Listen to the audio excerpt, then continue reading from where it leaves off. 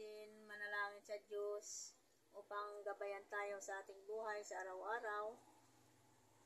Lagi tayong magpasalamat, malaki man o maliit yung ating matatanggap sa Panginoon o sa ating buhay. Kailangan tayong magpasalamat upang tayo ay gabayan.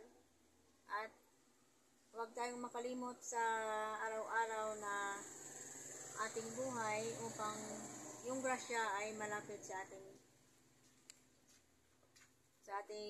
buhay sa araw-araw. Prayers of Our Lady of Grace. O heavenly treasures of our gracious Mother, of God and our Mother Mary, since you are the first born daughter of the Eternal Father, and hold in your hand His omnipotence, be moved to pity my soul and grant me the grace which I fervently ask of you. O merciful treasure of divine grace, Mary, most holy Mother of the eternal incarnate Word, who has crowned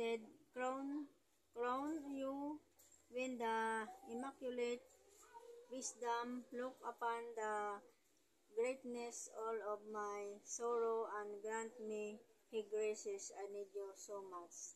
Hail Mary, most loving treasures of the divine grace, immaculate spouse of the Virginal Holy Spirit, most Holy Mary, who have received from Him and heart which is moved to pity for a human misfortunes, and which is constrained to offer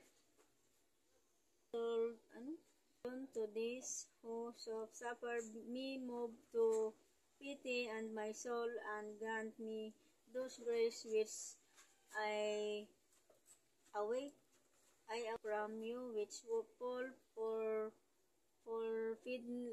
forgiveness in innocence, godness.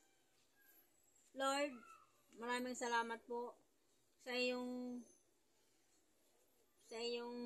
mga salita. Gusto kong matutunan ang lahat at ibahagi sa mga kabataan na kailangan din natin silang turuan kung paano tayo gumalang at magiging banal sa pangako ni Kristo na magiging makahulugan ang buhay natin, at kailangan tayong manalangin sa araw-araw sa ating buhay. Amen? Please subscribe my vlog viewers, and thank you. Salamat sa Diyos.